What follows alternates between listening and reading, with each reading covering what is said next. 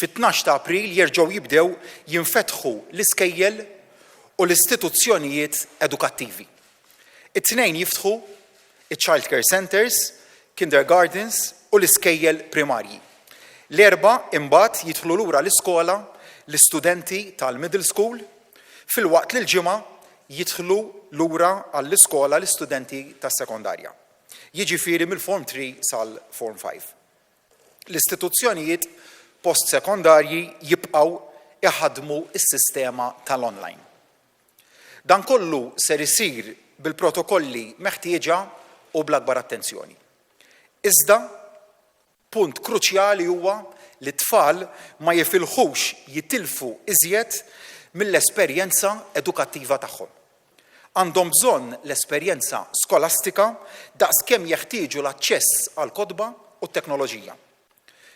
Mill-istess ġurnata wkoll fl-Isptar Mater Dei se jkomplu l-operazzjonijiet skedati magħrufa bħala elective surgeries.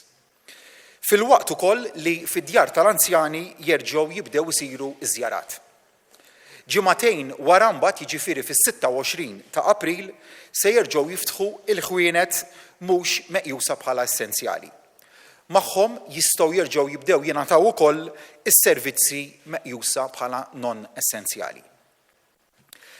Ir-regola ta' 2 persuni biss flimkien fil-pubbliku sakemm naturalment mhumiex mill-istess residenza tinbidel u titla' għal 4 persuni fis-26 ta' April ukoll.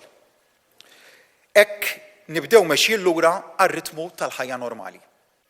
Sa dan it-tant il-miżuri l-oħra jibqgħu fis-seħħ u se jibqa' ikun hemm enfasi fuq l-infurzar. Il-miżuri jistgħu jerġgħu jiddaħħlu daqskemm jitreġgħu lura f'dak li jissejjaħ approach li huwa bidirectional. Dan isir b'mod partikolari jekk iseħħu ċirkostanzi fejn l-isptarijiet tagħna ikunu taħt pressjoni. Għalhekk irridu nibqgħu nkunu responsabbli. La issa u lanqas fis-26 ta' April mhu l-mument li nillaxkaw mill-osservanza tal-miżuri restrittivi.